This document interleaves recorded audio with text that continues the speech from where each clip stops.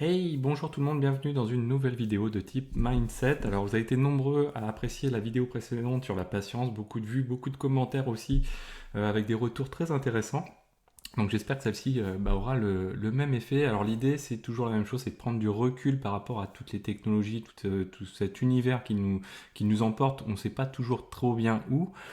C'est de se donner certaines capacités, en tout cas avoir un regard pour pouvoir essayer de s'améliorer tout simplement donc dans sa vie de tous les jours pour pouvoir pratiquer au mieux son activité et pouvoir soit développer sa carrière, soit pouvoir ne serait-ce que mieux vivre les choses, mieux s'organiser, etc. Alors l'idée c'est pas de vous faire une leçon parce que voilà, moi aussi j'ai besoin d'apprendre tout ça. Je vous l'ai expliqué sur la patience, sur le volet d'aujourd'hui, ce sera la même chose. Alors aujourd'hui on va s'intéresser à apprendre, comprendre, montrer. Donc c'est trois volets importants qui vont venir et qui vont être un peu le fil rouge de cette vidéo. En fin de vidéo, je vous proposerai quelques techniques, quelques éléments qui me semblent importants pour se mettre dans de bonnes conditions par rapport à tout le flot de technologies qu'on a à l'heure actuelle et qu'on a besoin d'apprendre ou surtout de comprendre. Alors, le défi, c'est bien ça, l'objectif je pense, à peu près tout le monde sur cette chaîne doit rencontrer un petit peu, un jour ou l'autre en tout cas, ces problématiques, c'est le défi que l'on doit rencontrer. Alors, qui porte un nom à l'heure actuelle, on va dire un petit peu via le DevOps, c'est, on a plein de technologies, on en a tous les jours de nouvelles, et il faut les comprendre, les apprendre, les assimiler le plus possible, avoir une certaine panoplie, pouvoir même les comparer les unes par rapport aux autres. Donc ça, c'est un vrai défi que de pouvoir intellectuellement suivre tout ça, avoir une organisation, une routine qui va pouvoir suivre tout ça. Donc ça, on verra ça plus tard dans une autre vidéo quand on va aborder le volet organisation. Mais ne serait-ce que intellectuellement, comment on peut aborder ça au mieux. Donc il faut avoir des capacités, en tout cas être assez serein sur ses capacités pour apprendre et comprendre les choses.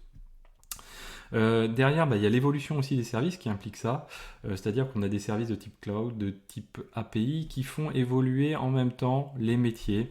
Donc on a des métiers où avant on avait quelque chose de très cloisonné, maintenant on a plutôt des métiers, on dit souvent mouton à 5 pattes, etc. On va demander des fois à des sysadmins de faire du dev, etc. et vice versa.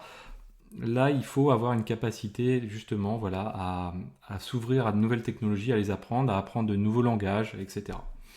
Alors c'est important, c'est hyper important pour sa carrière, pour aussi son rôle au sein d'une société, d'une entreprise, parce que on a besoin d'être à l'aise dans ses baskets, on a besoin d'être à l'aise dans son poste, et ça fait partie de ces choses très importantes. Et quand on a des capacités pour comprendre et pour apprendre les choses, on va pouvoir s'adapter un peu plus vite que peut-être que d'autres, ou en tout cas s'adapter facilement à un nouveau rôle, à une nouvelle fonction, un nouveau poste par exemple.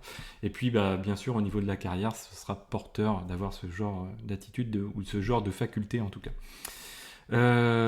Alors le plus important, s'il y avait une chose à retenir dans cette vidéo, et je pense que tout le monde a ça un petit peu en tête, mais il faut se le rappeler sans cesse, ce qui est important c'est d'apprendre à apprendre ou à comprendre. Ou en tout cas, il faut se comprendre pour savoir quels sont nos mécanismes, et chacun a le sien un petit peu, avec des... En tout cas, on a un tronc commun, mais avec des choses qui peuvent varier suivant les caractères, suivant aussi l'environnement que l'on a, l'environnement qu'on a eu également, les diplômes, les parcours qu'on a eu aussi peuvent faire évoluer les choses. Donc ce qui est important, c'est d'apprendre, d'avoir du recul sur soi et d'être capable d'apprendre à apprendre, d'apprendre à comprendre et de savoir les mécanismes, la manière dont on fonctionne. Alors il y a trois intentions qui sont importantes d'identifier, que ce soit pour la personne qui forme ou pour le formateur, pour le formateur ou la personne formée, pardon. Moi j'aurais tendance à résumer en regarder, apprendre et comprendre. Ça c'est trois niveaux d'évolution dans le processus par rapport à des technologies. La plus importante étant comprendre. Le reste à côté, ça reste relativement, on va dire, anodin et c'est pas le plus important. Apprendre quelque chose, derrière, il y a n'importe qui peut apprendre n'importe quoi. Ce qu'il faut, c'est répéter les choses et ça finit par rentrer. Regarder, c'est pareil. Regarder, on va le voir, c'est dans une démarche complètement différente. Et l'inverse est vrai, c'est-à-dire pour le formateur, on a trois types de positions On a la personne qui va chercher à montrer. Donc là, c'est vraiment de la démonstration, parfois même de capacité d'une personne à faire des choses, parce que la personne a envie de se mettre un petit peu en valeur ou a envie de montrer quelque chose qui est parfois même compliqué, mais elle fait abstraction de tout ça et explique pas les couches logiques et montre à une autre personne autre chose. Finalement, l'intérêt est parfois un petit peu moindre et ça peut être parfois une perte de temps. Il y a aussi les personnes qui vont chercher à faire mémoriser à des gens. Donc par exemple, des gens qui vont dire, tiens, ils vont poser la question, tiens, comment tu fais telle commande après avoir expliqué d'autres choses. Ça, c'est pareil, c'est pas hyper intéressant du tout comme approche. Par contre, la bonne approche, la meilleure approche, en tout cas pas la bonne, mais la meilleure, c'est les personnes qui vont chercher à expliquer. C'est-à-dire qui vont avoir déjà suffisamment de recul sur une technologie pour se dire, ok, moi, la manière dont j'ai appris les technologies, il y a les choses, donc les commandes à apprendre, les choses qui viennent dans un second plan, et puis il y a toutes les choses qui sont en premier plan. Et toutes les choses qui sont en premier plan, ce sont les fondations, c'est ce qui va vous permettre d'apprendre ensuite facilement. Quand on a compris les fondamentaux, on peut apprendre beaucoup plus facilement. Alors, regarder, montrer, c'est un comportement qui est passif. Donc c'est ce qu'il faut chercher à éviter. Pour la personne qui est formée, il faut chercher d'éviter de se trouver dans la posture de regarder, c'est-à-dire regarder quelqu'un qui fait quelque chose. Il faut être plus proactif. Quand on est dans la posture du formateur, il faut éviter de simplement montrer à quelqu'un. Il ne faut pas juste montrer, il faut expliquer à minima les choses. Il faut essayer de tenter que la personne en retienne des choses également. Donc d'un côté comme de l'autre, ce qu'il faut éviter, c'est le comportement passif. Parce que derrière, il y aura peu d'informations qui seront retenues si on rentre dans ce comportement-là. Généralement, quand c'est comme ça, on va trop vite au fait, c'est-à-dire à une solution finale. Ça tourne à la démonstration, et la démonstration, finalement, n'a que peu d'intérêt. Parce que ce qui compte, c'est pas de montrer un résultat tout beau, etc. Ce qui compte, c'est de comprendre le cheminement qui a permis d'arriver vers ce résultat-là. Très souvent, quand on prend les sportifs ou quand on prend d'autres personnes qui ont eu un événement très important qui a marqué, par exemple, je ne sais pas si on prend la Coupe du Monde de football 98, les gens en retiennent le match. Mais le plus important, c'est pas le match, c'est les années les années de travail et de labeur qui ont été mis en place, l'organisation du travail, de la psychologie qui a été mis en place tout en amont, qui a permis d'obtenir ce résultat-là, et c'est ça qui est le plus important en fait. Et donc souvent, l'inconvénient de regarder et de montrer, c'est qu'on oublie, on bypass les fondamentaux qui sont pourtant les plus importants. Alors, très souvent, ça vient d'un problème.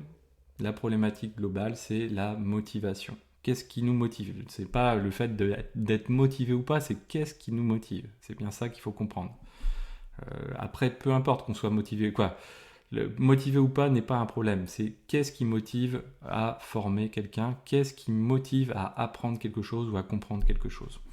Donc là, c'est important à la fois pour la personne qui est formée et à la fois pour le formateur. Alors ce qui est primordial, on va dire le carburant de cette motivation-là, va engendrer souvent la passion derrière. Et donc, qui dit engendrer de la passion, dit ensuite trouver des ressources. Et c'est là où plus on a de passion, les gens passionnés par quelque chose vont décupler les ressources par rapport à des personnes qui ne sont pas passionnées. Donc c'est là que c'est important de comprendre cette motivation-là. En général, pour votre métier, pour le métier que vous exercez au quotidien, essayez de comprendre, vous êtes plus ou moins passionné, on est tous plus ou moins passionnés. Pour quelles raisons ? Et qu'est-ce qui peut faire que je vais agir pour pouvoir me passionner plus ou moins en fonction des cas, et puis peut-être carrément se reconvertir. Ça peut être une occasion. Donc c'est ça qui est hyper important, parce que derrière, les ressources qu'on va allouer, que ce soit des ressources en termes de temps, en termes de moyens aussi parfois, mais c'est pas toujours le plus important, mais en termes de temps, en termes d'énergie, ça ne va pas être du tout la même chose, et en termes de concentration, de manière, de manière implicite, on ne va pas déléguer la même concentration à quelque chose que l'on fait de manière passionnée ou non. Alors on a deux types de motivation, on va dire, qui peuvent intervenir. On a la motivation externe et les motivations externes et les motivations internes. Et rien n'empêche de cumuler l'ensemble des motivations, en tout cas les compiler les unes avec les autres. Alors, les motivations externes, on a par exemple le besoin pour le travail. Ben oui, on a un travail à faire au quotidien. Quoi qu'il arrive, pour la plupart des personnes, on est obligé de travailler parce que derrière, voilà, on a des obligations. On a aussi d'autres types de motivations. C'est une fois qu'on est au travail, parfois la hiérarchie intervient et te dit tiens, tu dois travailler sur tel domaine. Donc là aussi, ça c'est une source de motivation qui n'est pas toujours agréable, pas toujours bien perçue. Donc du coup, on voit petit à petit au fur et à mesure des motivations qu'on va avoir des motivations qui vont elles, elles aussi entraîner une passion, une allocation de ressources qui va être différente et on va appréhender les choses de manière différente. Et on va voir que ça c'est très important. C'est ensuite le relationnel qu'on a par rapport à l'apprentissage. L'argent aussi est une source de motivation externe. Oui, on a besoin d'argent, donc on a besoin d'aller travailler, on a besoin d'apprendre pour faire notre travail et pour gagner de l'argent, donc ça aussi c'est hyper important. Il y a d'autres motivations qui rentrent en compte. Moi je sais que personnellement ça compte aussi plutôt pas mal pour moi, c'est l'avis des proches, le retour ou le sentiment qu'on peut avoir par rapport aux proches. Par exemple, ma fille, voilà, je me dis, tiens, est-ce que je lui montre un bon exemple? Est-ce que je suis passionné et que je lui montre que voilà, on peut faire des choses par passion, y compris quand on travaille. Donc ça, je pense que c'est quelque chose de très important. Après, voilà, c'est très dépendant de l'univers qu'on a les uns avec les autres, de ce que l'on aime ou pas aussi. Hein, voilà, c'est quelque chose qui est très important. Alors les motivations internes, c'est un petit peu différent. C'est plus autour de soi. Donc c'est le plaisir de découvrir. Voilà, déjà ça peut être une motivation. On peut prendre du plaisir à découvrir de nouvelles choses, à aller chercher des choses aller découvrir des choses, des terres vierges pour soi, se trouver de nouvelles capacités. Ce qui est intéressant aussi en termes de motivation, c'est d'augmenter ses performances, se dire tiens voilà, je suis parti d'un niveau 0 et puis j'évolue petit à petit dans ce niveau-là au fur et à mesure des années, au fur et à mesure du temps, parce que je vais apprendre et comprendre de nouvelles choses. La confiance en soi aussi, donc ça va renforcer aussi sa confiance en soi, donc ça peut être une source de motivation. La stimulation intellectuelle aussi, on peut se dire voilà, ce qui est génial d'apprendre de nouvelles choses, c'est que je fais travailler mon cerveau et derrière ça a un impact d'un point de vue biologique. Voilà, je suis mieux dans mes baskets, moins stressé, etc. Et puis se sentir utile d'une manière générale. Alors ça c'est pour les généralités. Donc comme je vous disais, 3 briques: comprendre, apprendre, et puis regarder simplement. Alors, comprendre pour moi, c'est la brique la plus importante. C'est aussi pour ça que j'ai construit la chaîne. C'est que l'objectif, c'est de faire comprendre les choses aux gens. On n'est pas là pour apprendre les choses par cœur. On est là pour les comprendre, voir les suites logiques. C'est pour ça que souvent, je réduis les fonctionnalités de certains outils au Hello World, on va dire.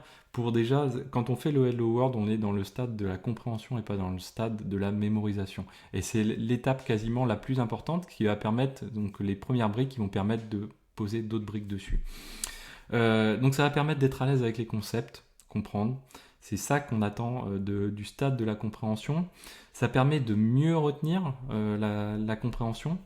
Donc quand on va avoir posé de bonnes bases, donc là je faisais le parallèle avec la maison, on pose de bonnes bases et dessus on va pouvoir y construire quelque chose de solide. C'est exactement ce principe-là qui se passe avec le raisonnement intellectuel qu'on va faire autour de la compréhension d'un outil par exemple. Donc ça c'est hyper important. Savoir expliquer avec ses mots aussi. Quand on a compris quelque chose, on est capable de l'expliquer avec ses mots. Alors il y a plein de mots à la mode que les gens reprennent. Si ces mots-là, vous ne savez pas les expliquer avec vos mots, c'est-à-dire sans anglicisme ou avec votre langage à vous, c'est que vous n'êtes pas forcément à l'aise avec les notions qui sont derrière. Donc là, c'est très important de savoir les expliquer aux autres. Alors là, j'ai souvent cette image-là dans la tête. Alors ça peut être un escargot, une coquille d'escargot, ou ça peut être des cercles imbriqués les uns dans les autres. Pour moi, la compréhension, elle passe par là, c'est-à-dire on comprend les briques très générales, ensuite on en comprend des plus fines, donc c'est ce qui fait la différence entre la personne qui est, on va dire, un peu débutante, un peu généraliste sur le domaine, et puis jusqu'au spécialiste. Ça, c'est hyper important. Alors, apprendre, donc on a vu comprendre. Apprendre, c'est quoi? C'est l'intérêt pour moi est moindre dans apprendre. Le terme apprendre en lui-même est complètement différent. Alors pourquoi? Parce qu'à l'heure actuelle, on arrive très facilement à retrouver de l'information.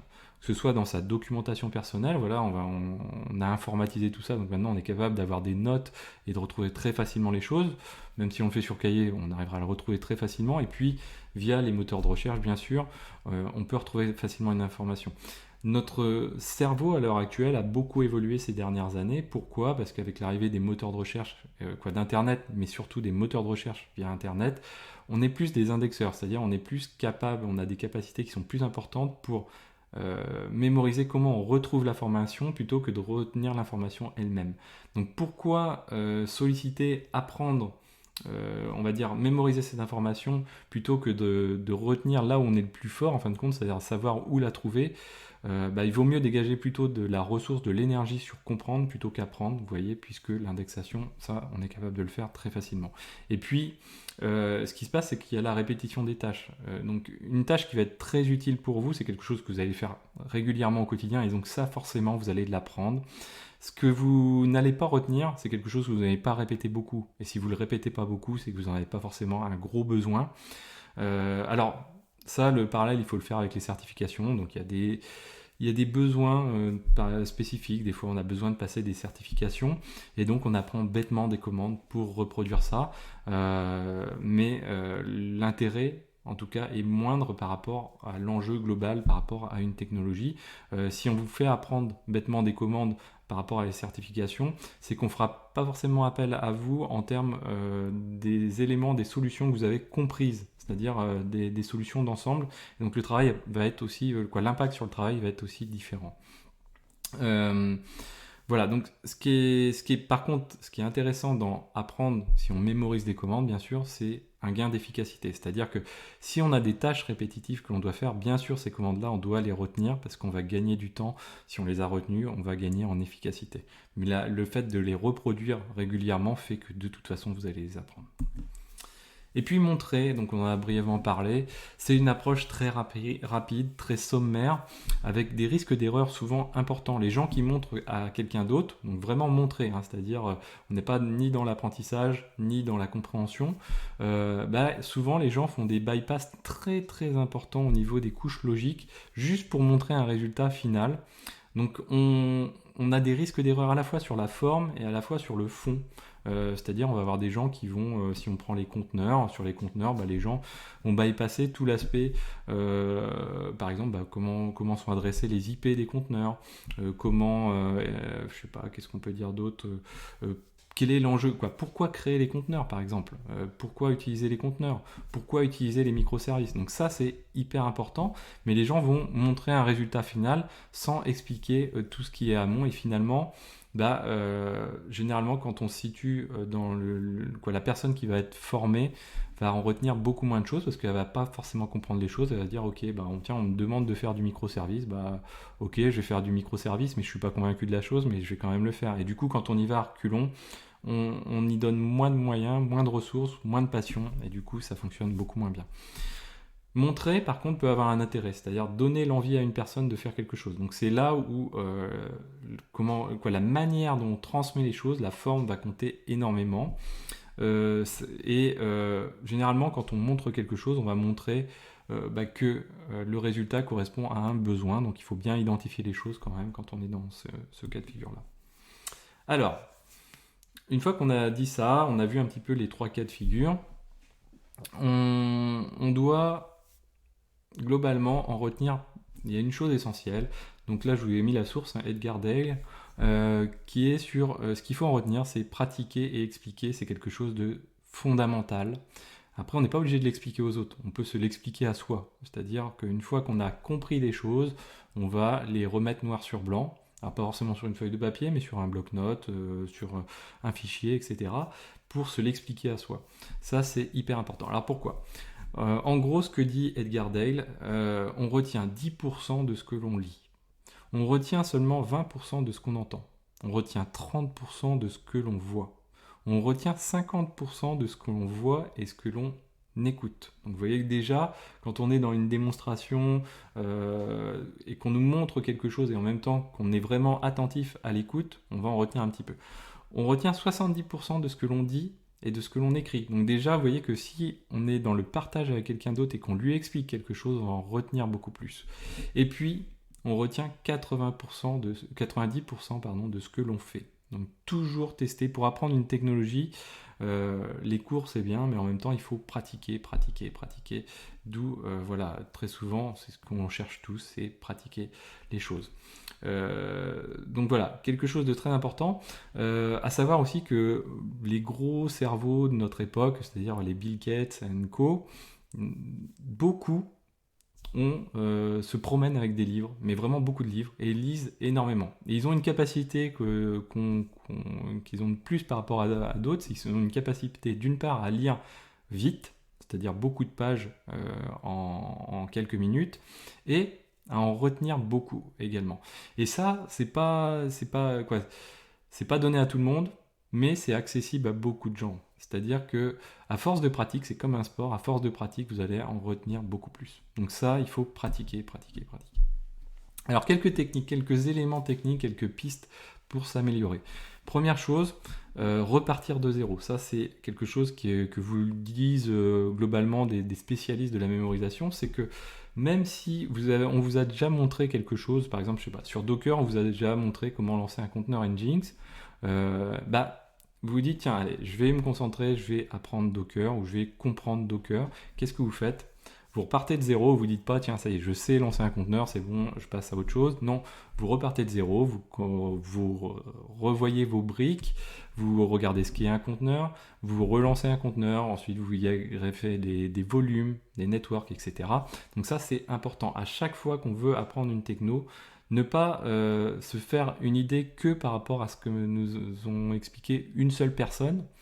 Il faut repartir de zéro. Si on nous a montré une fois une chose sur quelque chose, ok, on peut se dire, ok, ça sert à peu près à faire ça, grosso modo, mais bon, je vais repartir de zéro, je reprends la documentation et je me forme dessus concrètement.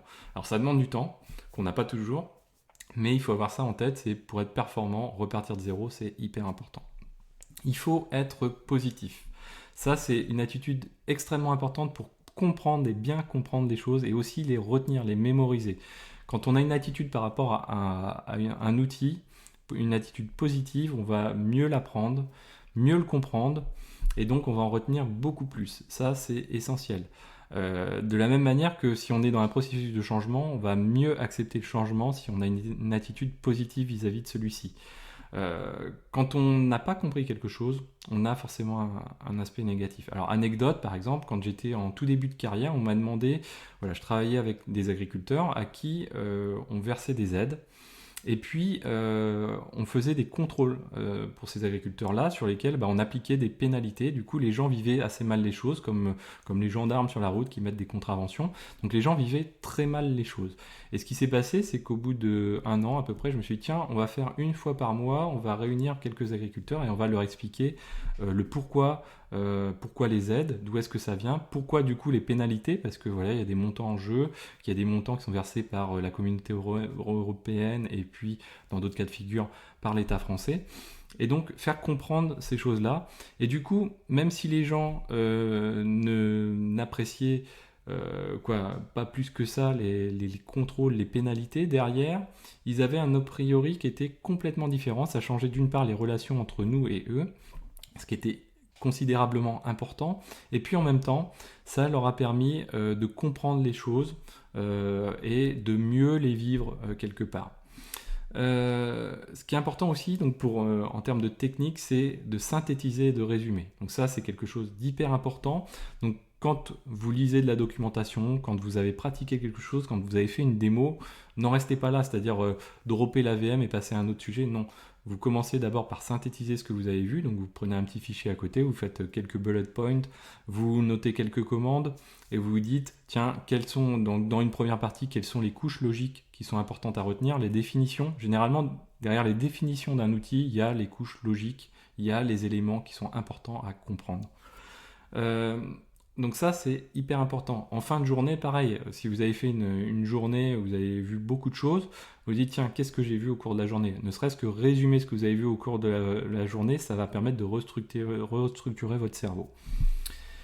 Évacuer l'inutile. Donc ça, c'est hyper important aussi, c'est-à-dire que quand vous allez vous concentrer sur un domaine, vous dites, tiens, aujourd'hui, je vais apprendre Docker, Bah, quand vous voulez apprendre Docker, il ne faut pas que vous ayez en tête vous dire tiens, ah ouais, mais j'ai ça à faire après, j'ai une autre techno aussi à apprendre, j'ai un autre truc à faire, j'ai un ticket qui est à résoudre tout de suite, machin, etc. Non, ça vous le notez sur une liste. Il ne faut pas que ça vienne vous polluer l'esprit pendant que vous êtes dans un mode apprentissage.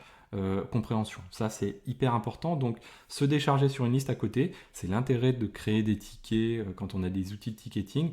Même en interne, moi j'ai déjà pratiqué, quand il y a un outil de ticketing, se créer des tickets pour soi. Alors les gens trouvent ça stupide, ce n'est pas stupide, c'est simplement que vous listez les choses, vous savez que quelque part vous avez noté la liste des to-do list des choses à faire, et derrière ça va vous permettre de vous concentrer sur d'autres éléments. Même si la phase de temps n'est pas la même, peu importe. Ça permet de libérer votre esprit et de le concentrer vraiment sur la tâche sur laquelle vous allez être. Et ça, la concentration, c'est hyper important. Imager et imaginer, ça c'est aussi quelque chose qui est extrêmement important. On va en parler juste après avec le sommeil. Le imager et imaginer, c'est quelque chose de très important. Quand vous allez par exemple apprendre Docker, les containers, faites le parallèle avec les containers dans la vraie vie. Qu'est-ce que c'est qu'un porte-container? Qu'est-ce qu'on met dans des conteneurs? Pourquoi les conteneurs dans le monde informatique? Pourquoi les conteneurs en dehors du monde informatique? Et vous allez voir que si vous faites ça un petit peu avec toutes les technos, ou en tout cas essayer d'imager, de rapprocher ça à des images, vous allez mémoriser beaucoup plus les choses, vous allez être beaucoup plus à l'aise avec les concepts, et vous allez pouvoir mieux transmettre les choses à d'autres personnes, et pouvoir encore acquérir d'autres informations, et vous allez avoir soif d'en apprendre encore plus sur le domaine dans lequel vous êtes. Donc décupler un peu les ressources et la passion que vous avez pour ces technos. Alors quelques autres techniques, donc identifier et comprendre les briques logiques, ça je vous l'ai déjà dit, donc ça c'est hyper important. Quand on démarre une techno, par exemple Docker, il va falloir qu'est-ce qu'une image, qu'est-ce qu'un container, qu'est-ce que le réseau Docker, qu'est-ce qu'un volume Docker. Donc ça c'est quelque chose, c'est des briques logiques hyper importantes, donc ça vous regardez les définitions, vous faites une définition, dans votre tête vous êtes capable d'expliquer chacune de ces briques. Alors pas forcément dans un détail très très fin au début, mais d'être capable de l'expliquer à quelqu'un d'autre ou de vous l'expliquer à vous-même, déjà vous aurez fait un grand pas dans la mémorisation et dans la compréhension de l'outil. Pratiquer et les conditions de pratique, ça c'est hyper important. Moi, ce qui me fait gagner du temps, c'est par exemple, je me dis tiens, je vais apprendre Prometheus Grafana. Qu'est-ce qui se passe? Donc j'ai besoin il me faut des serveurs pour pouvoir pratiquer. Et là déjà, je commence à me mettre des idées obscures. Si je commence à me dire, tiens, ah ouais, mais il faut que je me crée d'abord une VM avant. Ah ouais, mais comment je vais faire? Bon, ok, je sais faire quand même, c'est pas très compliqué, allez, je vais le faire. Ouais, mais derrière, il va falloir que j'installe 2-3 outils. Ah ouais, ok, super. Donc si on aborde des choses comme ça, déjà, on se met des freins pour l'apprentissage et pour la compréhension. Donc première chose quand c'est comme ça, c'est que vous avez un outil facile. Moi, j'utilise Vagrant, par exemple, ou vous utilisez Docker, peu importe. Et vous avez quelque chose, vous allez instancier très facilement une VM, faire un petit script d'installation de votre Prometheus Grafana, par exemple, dans l'exemple. Et donc, la première fois, vous allez apprendre à installer Prometheus Grafana, vous allez le scripter en même temps, donc meilleure compréhension aussi de l'installation. Et puis, une fois que vous allez avoir fait ça, après, vous allez pouvoir le réinstancier quand vous voulez. C'est-à-dire que, tiens, dans 10 jours, je recommence à me consacrer une demi-journée à Prometheus Grafana. Là, je vais réutiliser mon Vagrant ou mon Docker. Je vais lancer mon script, ça va l'installer de manière automatisée et on n'en parle plus. Donc ça peut être du Ansible ou ce qu'on veut, peu importe. Et du coup, ça va me décharger mon esprit et mon esprit il va se dire ok ouais super, allez ça va être facile, je vais y aller tout de suite, je vais pouvoir tester des trucs sur Prometheus Grafana, puis si j'ai loupé c'est pas grave, je drop tout et je recommence et je sais que en quelques minutes je récupère mon serveur Prometheus Grafana et je peux me remettre en condition pour apprendre. Ça c'est hyper important, ça évite d'avoir des freins et de se mettre de petits freins qui finalement évitent d'avancer rapidement et évitent d'être performant. Diversifier les sources, ça c'est hyper important. Moi je le vois au quotidien, donc je m'achète des livres, je lis des blogs, je lis des documentations sur des outils et en même temps je regarde aussi les forums. Généralement je prends les premières pages de Google, ok, donc là on a les docs très génériques et puis souvent ce que je fais c'est que je balaye plusieurs pages et je vais dans des pages un petit peu plus profondes et on va voir des cas d'utilisation ou des difficultés particulières que rencontrent les gens et ça permet d'en apprendre aussi un peu plus sur les outils, donc ça c'est hyper important. Et puis, si on a compris un élément logique, on a compris quelque chose, ou on a retenu quelque chose, ce qui est bien aussi, c'est de le relire, expliqué par une autre personne. Ça va permettre de renforcer sa connaissance. L'air de rien, vous allez vous dire, ah ouais, ok, c'est bon, je le sais. Non, il faut pas se dire juste je le sais. C'est qu'en fait, tiens, comment la personne me l'a expliqué, ça compte aussi énormément. Beaucoup de fois, j'ai été amené à expliquer à des gens Docker, par exemple. Et les gens, quand je leur explique les choses, je repars souvent de zéro pour qu'on ait tous les mêmes bases, quoi. Et il y a des gens qui sont là, oui, oui, non, c'est bon, je sais, oui, oui, c'est bon, je sais. Non, ça, c'est pas la bonne position. La bonne position, c'est, ok, tu sais, déjà, par rapport à d'autres, tu laisses faire. Et puis, tu essayes de voir pourquoi la personne m'explique cette couche logique-là et comment elle l'explique. Peut-être qu'elle l'explique par rapport à une autre personne différemment. Et c'est la manière, la forme est aussi très importante pour déclencher un processus d'apprentissage plus profond. Faire des prises de notes, faire des fiches, ça je vous l'ai dit, donc c'est important que ce soit quelque chose de physique avec du papier, mais pas forcément. Ça peut être, voilà, moi j'ai des dépôts GitLab où j'ai plein d'éléments et je sais que je vais retrouver mes informations classées, ordonnées dedans, et ça permet d'être clair dans son processus d'apprentissage. Donc synthétiser, résumer aussi en fin de journée, ça je vous l'ai déjà dit, ça c'est quelque chose d'important. Et puis enfin, d'une manière plus générale, quand on est dans un processus pour apprendre et comprendre, vous trouverez plein d'informations sur le web à ce sujet. Il y a des choses qui reviennent sans cesse. C'est-à-dire que comprendre, ça passe par... comprendre et apprendre, ça passe par se comprendre soi-même. Et ça, c'est hyper important. Il y a des phases dans la journée, moi je le sais très bien, il y a des phases dans la journée où je vais être plus capable d'apprendre tel type de choses, de pratiquer tel type de choses. Il y a d'autres moments dans la journée, je vais avoir moins de capacité et ça va être plus adapté à d'autres choses à réaliser. Ça, c'est important de se comprendre et de se dire, tiens, ok, dans telle période de la journée, là, j'ai un processus où je vais être plus capable de comprendre, moins d'apprendre. Puis à d'autres moments, je vais être plus dans la capacité d'apprendre. Puis à d'autres moments, je vais être plus dans une période où, bah, voilà, je vous le disais tout à l'heure, mettre en place une petite stack Prometheus Grafana pour pouvoir ensuite apprendre, bah, je vais être plus dans le mode où je vais être capable de faire ça. Ou il y a peut-être des moments de la journée où je vais avoir plus envie de switcher et de passer à une autre thématique. Et ce qui est important aussi, c'est ne pas hésiter à faire des pauses. Souvent on se dit, ouais, non, c'est bon, je me concentre 4 heures sur une techno à fond, machin. Ça, c'est une erreur. Les pauses, c'est aussi un moyen d'assimiler tout ce qu'on vient de voir. Faire une pause, c'est faire un break. Et quand on va reprendre, son cerveau va faire une démarche de réenclencher le processus. Et pour réenclencher le processus, c'est un peu comme si on rebootait. Et du coup, voir que les choses ont bien été assimilées auparavant. Savoir se passionner, ça, c'est primordial. Donc, de la même manière qu'on doit se comprendre pour voir comment on comprend et on apprend, il faut aussi comprendre comment on se passionne. On a parlé tout à l'heure des éléments de motivation qui sont hyper importants pour se passionner, mais comment soi-même on est organisé pour se passionner, comment fonctionne notre système pour se passionner des choses, ça c'est hyper important. Quel est le bon process pour se mettre dans de bonnes conditions? C'est pareil, c'est quelque chose de primordial.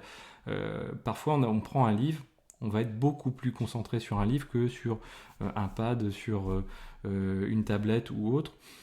Mais pourquoi? Peut-être que l'environnement est différent.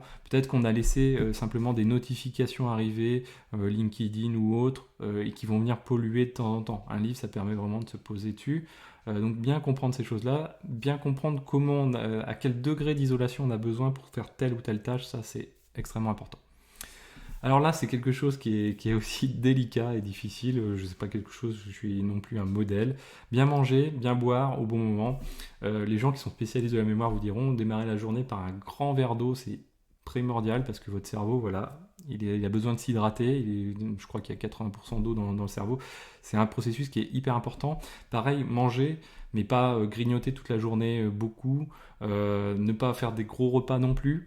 Parce que voilà, quand l'énergie que vous mettez à digérer, c'est de l'énergie en moins que vous avez pour apprendre. En même temps, pour apprendre, il vous faut aussi de l'énergie. Donc, faites un repas normal, mangez pas trop lourd, et puis derrière, vous verrez que vous aurez moins sommeil, vous aurez une attention qui sera plus importante, une concentration plus importante.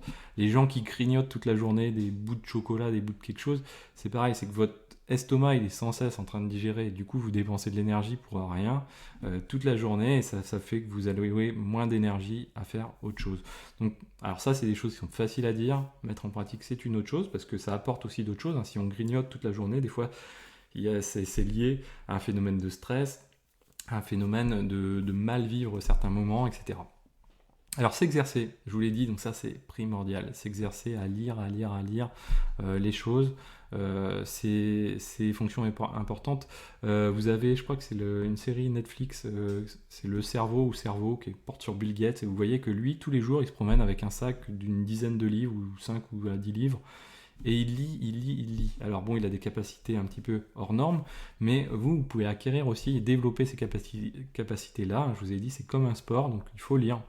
Et il faut faire cet effort-là, il faut essayer. Il y a des moments où on va lire pour parcourir des pages, c'est pas ça qu'il faut rechercher. Ce qu'il faut chercher, à la rigueur, c'est lire moins, mais retenir dans ce que l'on lit, ça c'est primordial. Et bien dormir, alors ça c'est une problématique de notre métier. Souvent on est des gens qui vivent la nuit, entre guillemets. Alors c'est pas qu'on fait la fiesta toute la nuit, c'est que souvent on bosse la nuit nos sujets, parce que déjà on les a bossés dans la journée, mais voilà, on a tendance à continuer longtemps. Et c'est souvent une erreur, parce qu'on arrive à des décalages. Et qui dit décalage, en fait, votre cerveau, quand il dort, il continue à apprendre et à comprendre des choses. C'est là où il va construire des synapses. Donc c'est là où l'intelligence, on va dire, biologique se met en place. Donc c'est une fonction biologique essentielle de dormir. Quelqu'un qui va apprendre et qui va comprendre, généralement, c'est qu'il a un bon sommeil, c'est qu'il a une bonne vie bien organisée, c'est-à-dire qu'il ne va pas déborder jusqu'à 4-5 heures du matin, il va se décaler jusqu'à je ne sais pas quelle heure. Les gens qui font ça, généralement, contrairement à ce qu'ils pensent, ils sont moins efficaces, moins performants dans le processus de compréhension, d'apprentissage. Après, moi, je le pratique de temps en temps. Il y a des fois où je déborde, mais je sais très bien que c'est pas bon et j'évite de le faire.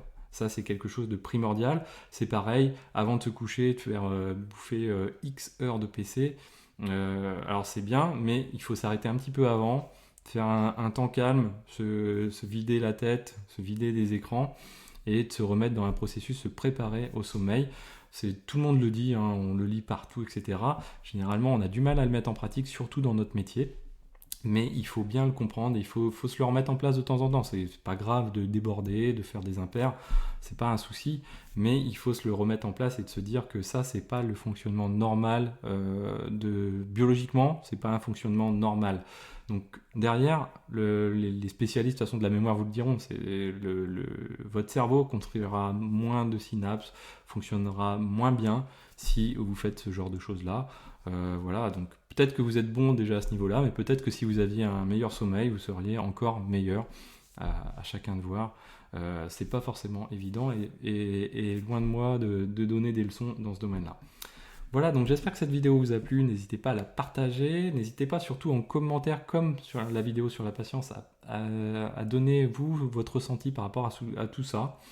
Je sais très bien que c'est difficile tout ça quand on est dans le monde professionnel, avec les pressions qu'on peut avoir à droite, à gauche, etc. J'ai déjà vécu de prendre du recul et d'avoir, d'essayer de mettre en pratique ces choses-là. Mais voilà, il faut les avoir en tête pour pouvoir progresser. Ça, il me semble important, et ça fait partie du DevOps également, d'être à l'aise avec ces choses-là. Voilà, donc j'espère que cette vidéo vous a plu. N'hésitez pas à la partager, à mettre des pouces bleus, et moi je vous dis à très bientôt sur Xavki.